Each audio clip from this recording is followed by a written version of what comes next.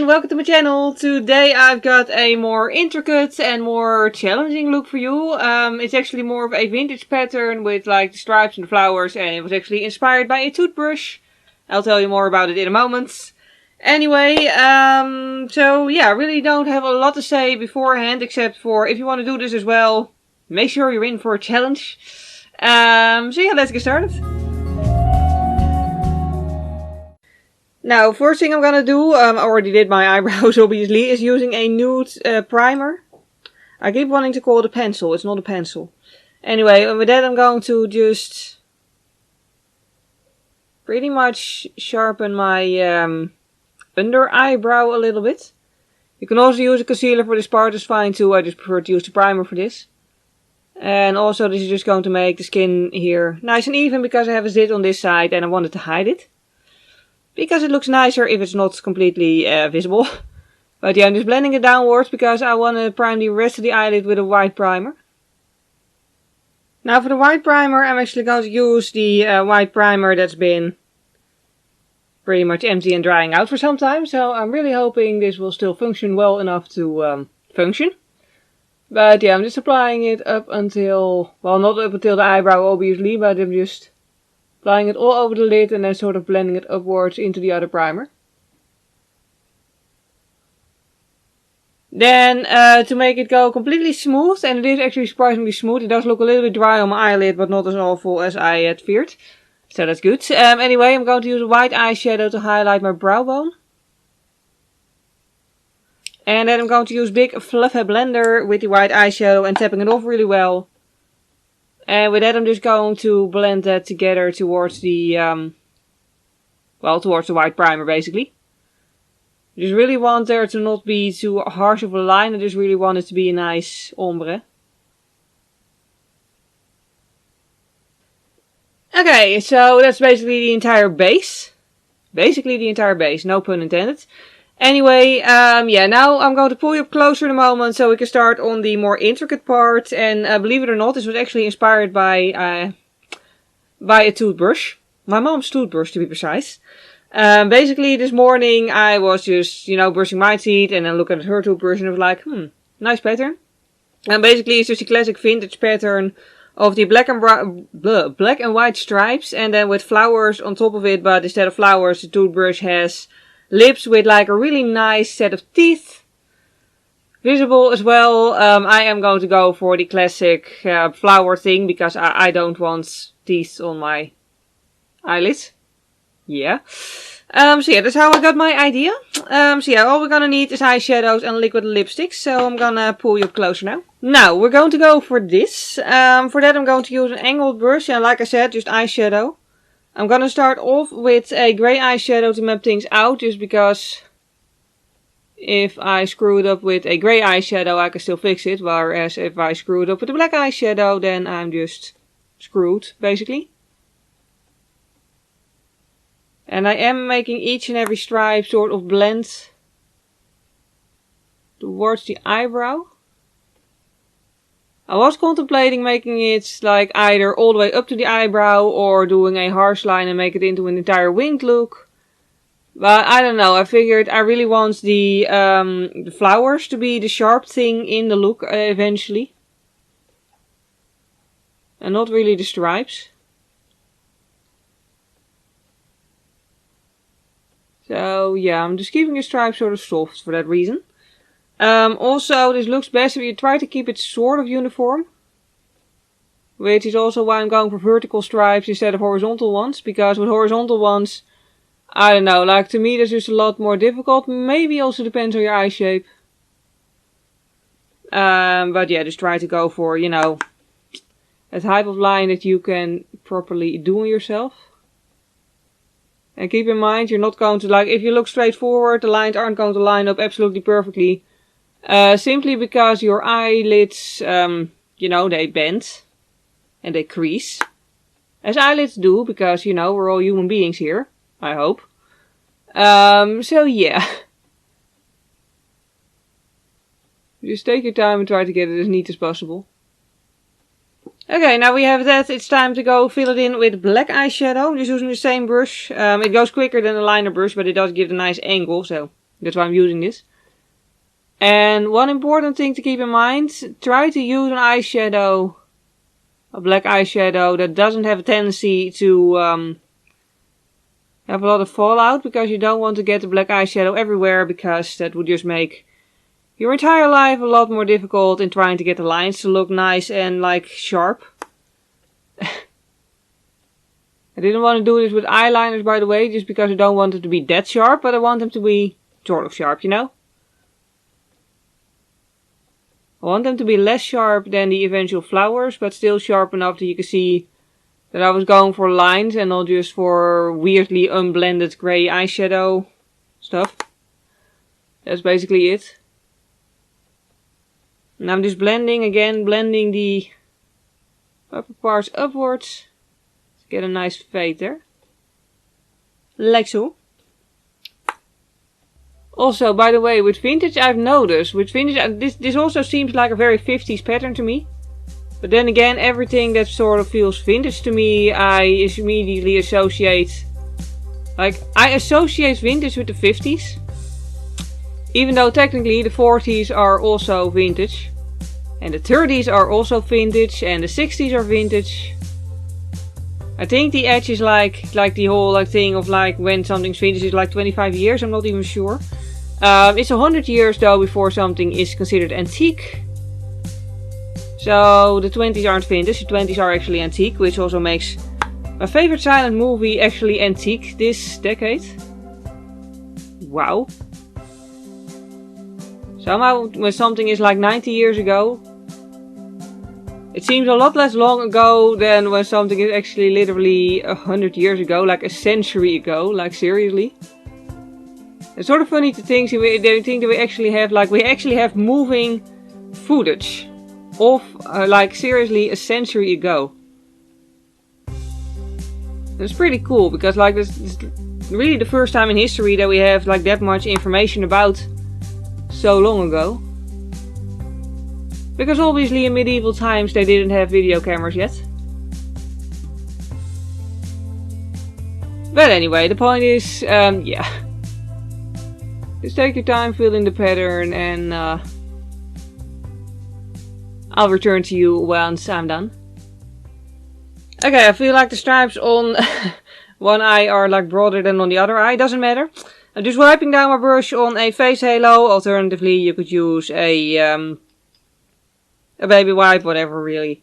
Microfiber, anything that will clean your brush but not leave it wet. And then we're going to go into white eyeshadow and fill in the white parts. You could just grab a different brush, by the way, but I kind of like this brush, so I want to use it. Anyway, but yeah, with that I'm just going to fill in the gaps between the black stripes. Also blending it upwards. And this is just both going to make it look more contrasted. But also it's going to set the white parts of the eye primer, like the parts that don't have eyeshadow yet. Which will just make the entire thing less likely to crease. Especially with my oily skin, that's kind of important. But yeah, overall it just, like, you can tell the difference really. It just gives a little bit more of a look, you know. Like, it just looks more contrasted, it looks more finished. So it's one of those steps that might seem, you know, pointless. But it's just a bit of a waste to not bother to do it, because like this is quicker than doing the black part. And it's just a waste not to bother. And then onto a tiny fluffy blender, and with that I'm going to, like this, there's no product on this by the way, but I'm just going to tap over the top part here. To blend it a little bit more.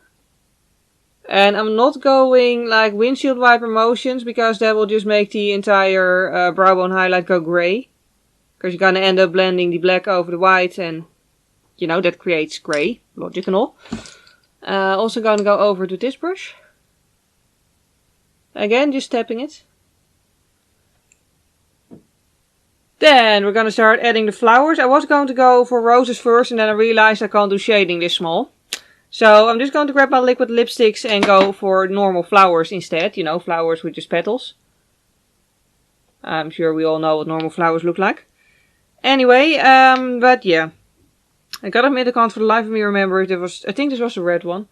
They sort of look alike. Anyway, I'm just starting off with one shade, and then after that I'll do the other shade. Using an eyeliner brush and just creating little flowers. Now if you can, like if you want to, you could do roses. You could also do the same thing as the the toothbrush that was my inspiration and go for lips with like red lipstick if you want to. Alternatively, you could do hearts, you could do stars, although if you're gonna do stars then I would pick different colors because red and pink stars look sort of weird in my opinion. But hey, it's your eyelids, so basically you can just paint whatever on it that you want.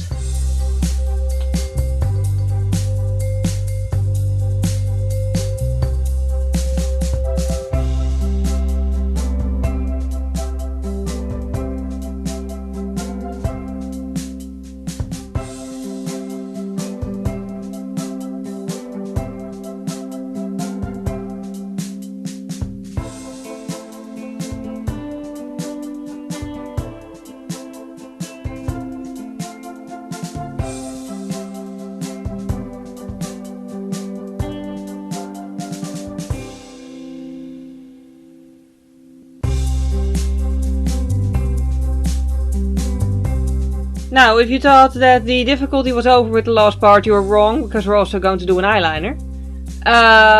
Yeah. Anyway, I feel like that little bit there smudged a little bit. I'm gonna try to fix this later. But anyway, I'm going to do an easy, quick, well easy, I'm going to do a not too heavy eyeliner. For 2 reasons, well 3 actually, I just feel like adding an eyeliner, so I'm going to. Also, I feel like eyeliner just sort of pulls the whole vintagey look together.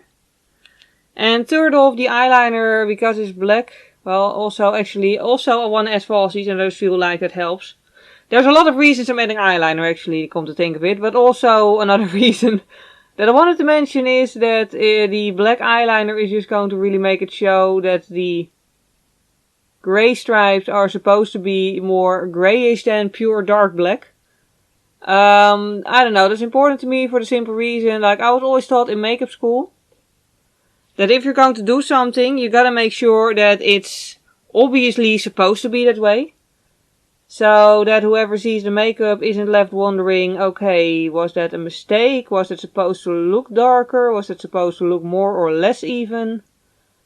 Now, if you're gonna do something, you gotta do it so complete that everyone who looks at it like really just knows that's, you know, that's what you were going for, basically.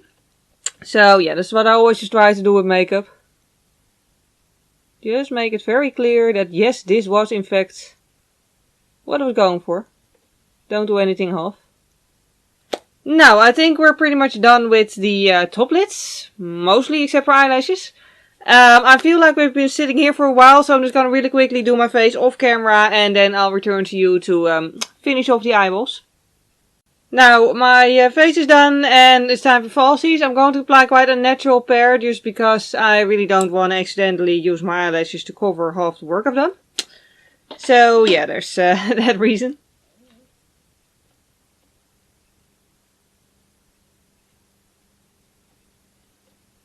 Okay, that's on there, and I'm going to put Nude on my waterline. I feel like I've been using Nude on my waterline for like every single video lately. But it's just so versatile, like it fits with anything. I don't know, I just love a nude waterline. Yeah. And then onto highlight, I think. Actually, I lied, I'm going to do actually the under eye area first, before the highlighter. I completely forgot about it, just completely. Anyway, I'm just using a grey shade on the tiny fluffy blender and just blending it inwards. Because I really don't want it to be particularly dark, I just want there to be, you know, something that shows that like the under eye is actually part of the eye look as well. But nothing too much. And then for the actual highlight in the inner corner, I'm going to pretty much bury my brush in the face highlighter, the same one I used on my face actually. And then just apply about half the pen in my inner corners. Because I feel like having a nice highlighter today. And then some mascara, both to make my top lashes blend in with the falsies. And also to make my bottom lashes just play along with the entire look at all. And then the eyes are actually completely done. So I'm just going to apply some nude lipstick and it's on to the show part.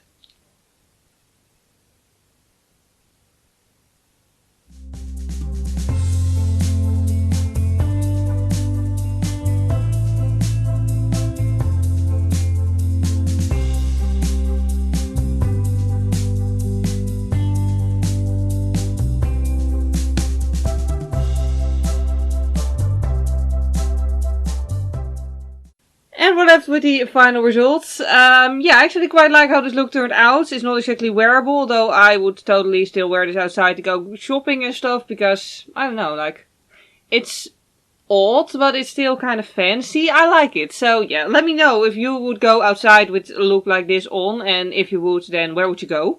Other than that, anyway, I hope you enjoyed watching this video. If you did enjoy it, please click the like button, it would really help me out. And if you want to see more of my videos, you can always subscribe to my channel. I try to sort of balance it between this kind of looks and more basic, wearable, easier looks. So yeah, other than that, thank you very much for watching this video. I hope you have a wonderful day and I hope to see you next time. Bye!